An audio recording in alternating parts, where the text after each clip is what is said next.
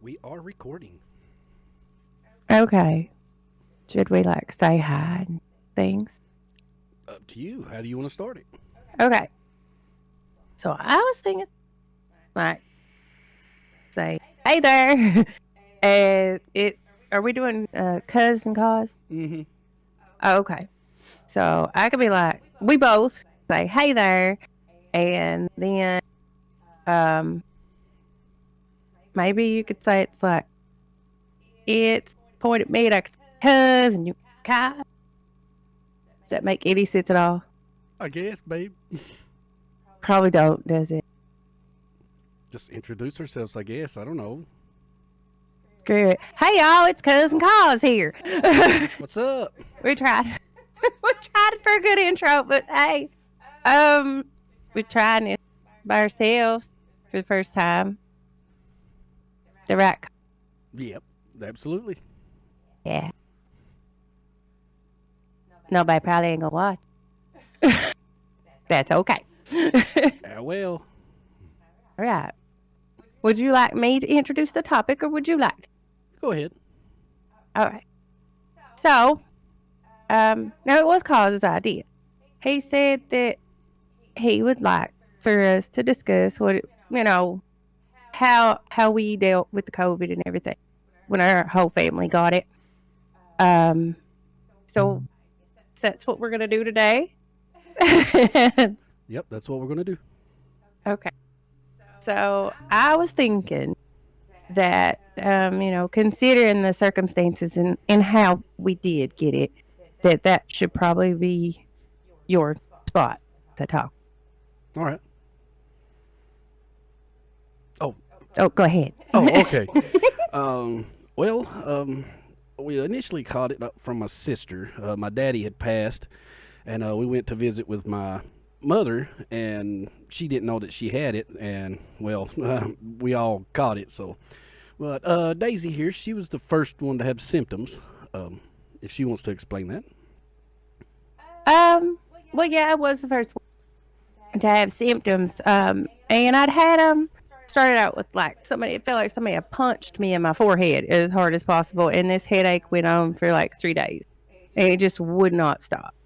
I could deal with that though. I mean, I'm a tough cookie, but I started getting really dizzy, really weak, and I started having like just really horrible pains in my back, and I came really close to fainting, and I just looked Cause and said, I'm not a doctor person, but we got to go. I don't know what this is. I guess I was in denial.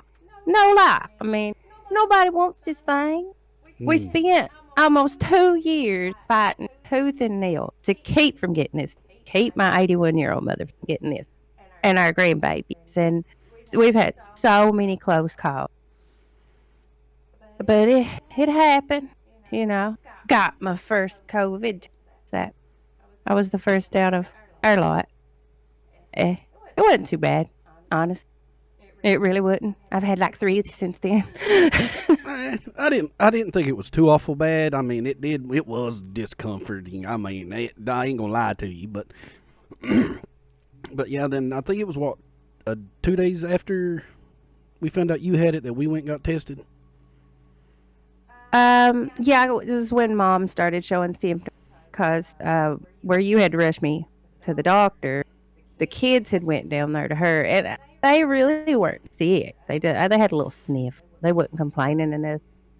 But when I do recall that when you found out that I was positive, that you rushed back to get them, hoping that they hadn't been in too much contact with her. But obviously, we was wrong.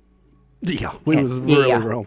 we was really wrong. And I've also had the vaccine, so I've been vaccinated and I still got it, but my symptoms was nowhere near as bad as Daisy's and my mother-in-law's and my kids. I mean, they was just down sick, horrible, and I felt bad because I was mainly just sitting here and about the only thing I had was a runny nose, and I was like, I feel so bad for you guys. I mean, I told you to get the vaccine. I told you. Well, I think that our case is is unique in its own way because of that. Because you have you, an adult over 40, with risk issues. We're one of the first people to get the vaccine. Um, Me, same age, we do have a lot of different health issues. Our health issues are nothing alike. Um, then we had two teenagers, and then we had an 80-year. So, I mean, we had three different generations, segments of people, and we watched how it attacked each of us. And when I say attack, I mean attack. 'Cause, and again, with the different demographics that we had here, it struck me that Bryston actually, even with cause having the vaccine, Bryston was the one who had the least impact. He had three days where he was a little grouchy. He coughed a lot, fever for 2 days. That was it. Nothing else.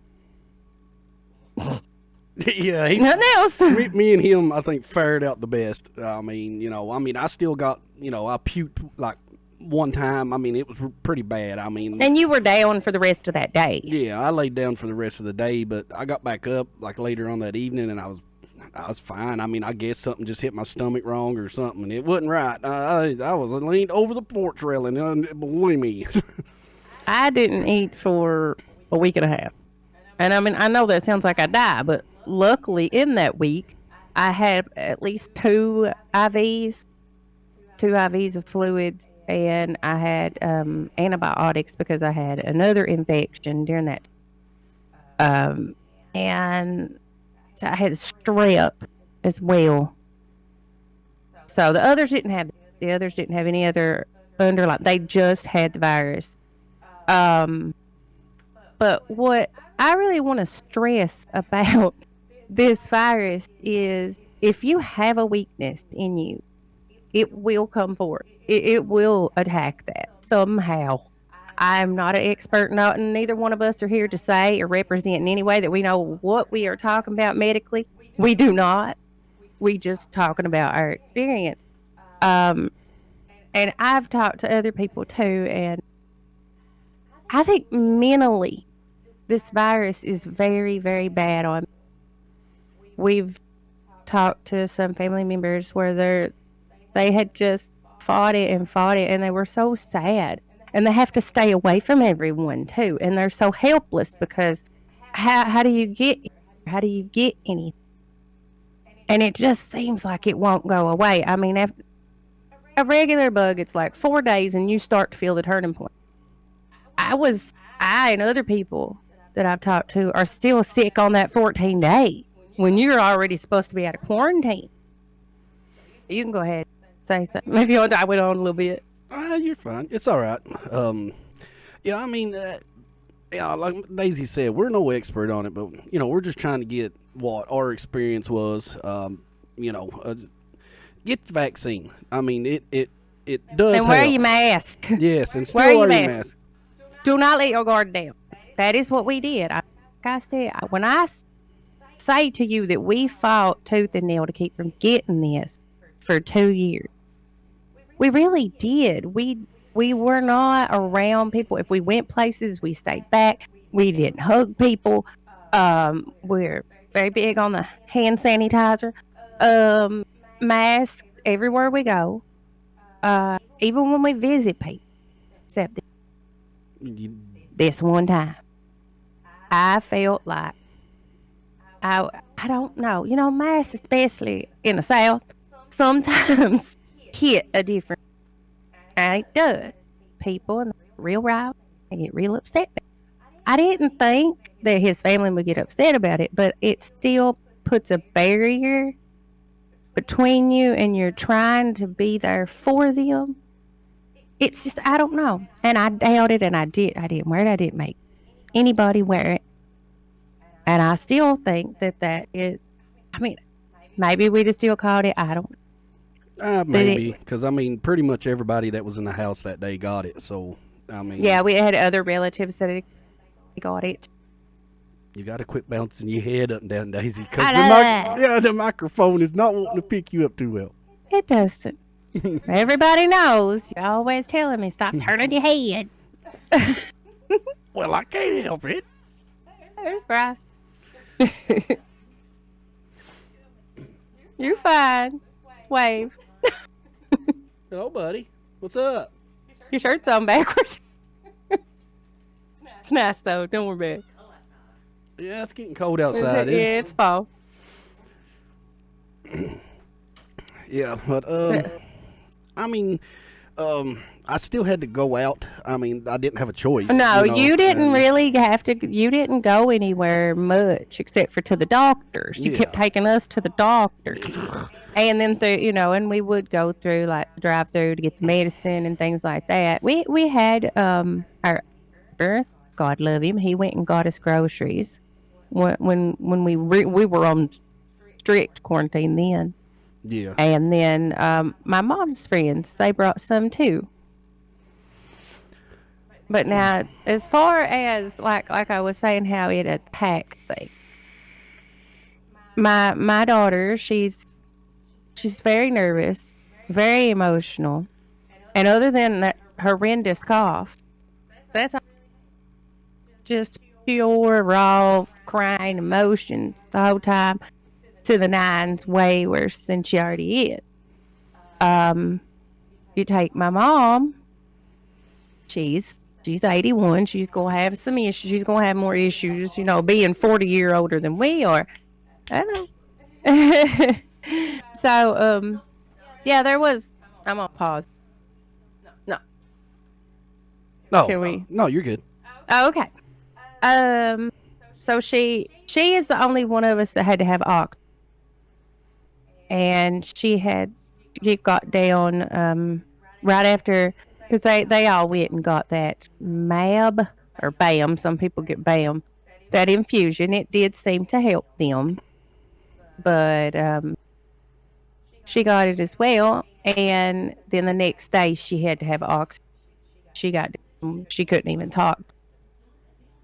Let me tell y'all something. Considering you gotta have oxygen to breathe, that's some difficult stuff to get. Yeah. we went round and round trying to get that oxygen. All right, we're good. I think we were just kind of covering where, my mom she already struggles, and it just made what was already wrong worse. And myself, I do too. I struggle with digestive issues, vertigo, and just things like that. And it got awful. It got really awful. Yeah, I got worried about her the first day when I said, "Do you need me to take you, doctor?" And she was like, "No, I'll wait." And then she went in through the other door, and she came back and she said, "Oh yeah, you got to take me right now. Something is wrong." And I did want to hit on this a little bit too. And again, we are not professionals. If anything, I ain't here to influence nobody. But I mean, if we do touch somebody with our words, that's fine. For me, I get ragged on why I didn't get the vaccine, whatnot. I should have, but I've been, as I mentioned, I'm not a big doctor person. I'm more of a herbalist type of person, and I avoid things. I didn't have a doctor that I could trust. I've searched many years for a doctor that I could trust, but I've told doctors of my symptoms and things that are going on with me and had no response, or either was completely ignored. I was afraid of the shot because I didn't know what it would do to me and if anyone would listen if it did something. But that dang virus did something. oh yeah, It was like it wasn't cold. As far as, I've thrown, yes, I did throw out my back. I threw a muscle and all kinds of things, coughing. But I've done that before. mm-hmm. It is the duration of it keep going. I mean, a month later, my mom she's still down. She's not on oxygen anymore, but she's only got like a fourth of her energy level. And I'm still having to help her get her daily chores. I have to assist her, with simple things like bathing. I just have to be there in case she gets down. And she's rough. Mhm. And we still have days. Yeah. A 40-year younger than her, we're still having a lot of trouble getting our energy back. Oh yeah. So I really don't know what much else to say. Just Well, the good thing is that I mean, I didn't have bad symptoms like y'all. Because could you imagine me yes, coughing with my chest with that with your fracture? chest broke. I worried. I was. By the way, cause I think everybody that knows us knows, but anybody who doesn't, he had a fall and his sternum it's broken obliquely, which means I'm sure you know what, but it's to the side, and he's still got a few months of healing on it, and oh, it hurts him bad. It does. If he would have had that cough like we did, I threw out. I don't know how many muscles in my back from coughing. Yeah, I was just glad I didn't get that sick. I mean, I wished you all hadn't, got sick, but I mean, Now we didn't. They told us not to get mom back yeah. because where she has allergies to flu shot. But that I do not know. Hand to God, I'm not. Again, I don't know if that's a thing. That's just what a doctor said here. Yeah. I'm gonna shut up now because I'm sounding rude again. But yeah, I think Trust issues. I think we'll probably end it here. Yes. I hope this is entertaining to you guys. I mean, we're going to. Well, I'm sure. Are we entertaining? I don't. We can be. We. Well, we're something. And we love y'all, whoever you are. If you're going through this, if you come across this, it's true. I know it feels like it ain't gonna end. I hope that it does. You do get better. It just takes a lot of time, and give yourself a lot of time, and be patient. And Take care of please yourself. take your vitamins. They will give you a lot of Oh vitamins. yes, And definitely get the MAB shot. That the infusion. Yeah, infusion. Yeah, that way. I mean, it takes about 2 hours to completely get it done. You got to sit there. Well, they hook you up to it and everything. They give you the IV. It takes an hour for it to run through, and then they make you sit there for an hour just to make sure nothing's going to happen to you. And then if you do fine, then they send you on your way. And they give you a bunch of vitamins, some aspirin, and some few other things. And just take your vitamins and eat you plenty of oranges. And just take care of yourselves. Now we could touch on that. Now that was a rough trip for somebody with two autistic, but we got it done. To me, our oldest, she's terrified of needles. We can barely even get like a little blood prick test on her, and you had two options. You either get the IV or you get full shots. And with a lot of coaxing and a lot of patience from them and us, we did get that IV into Mia, and she did good.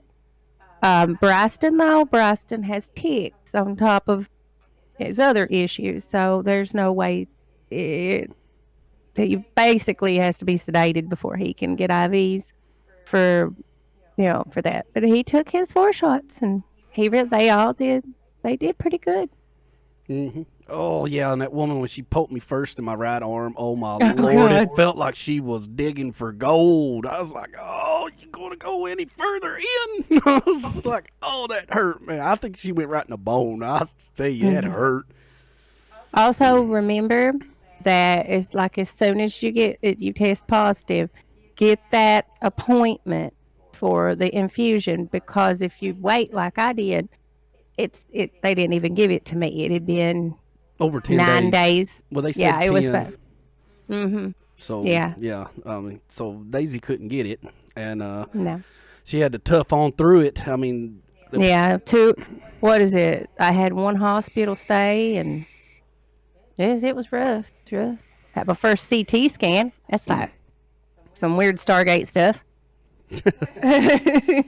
You weren't there for that. And holy Jesus, let me tell y'all, if you do get COVID and you get stuck in the emergency room, it's like the people coming to visit you, especially the doctors, it like you're in some weird sci-fi like apocalypse. They got full face masks, like World War II face masks coming in there to see you. Well, that Trippy sounds stuff. It's trippy. well, that sounds interesting. Yeah.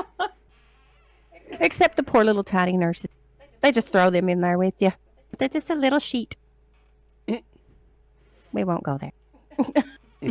All right. Well, guys, we hope you enjoy this. I mean, we're going to probably every 2 weeks try to make a small podcast. We ain't going to do nothing too big to bore you out of your mind. But yeah, this will be about every 2 weeks. We want to try to do it on Saturdays, but we got a little off from yesterday because we had to run out and grab meds and whatnot. But we're here today. We hope you guys, I don't know, stuck around for the whole thing. Maybe y'all have a lovely day and peace. See you.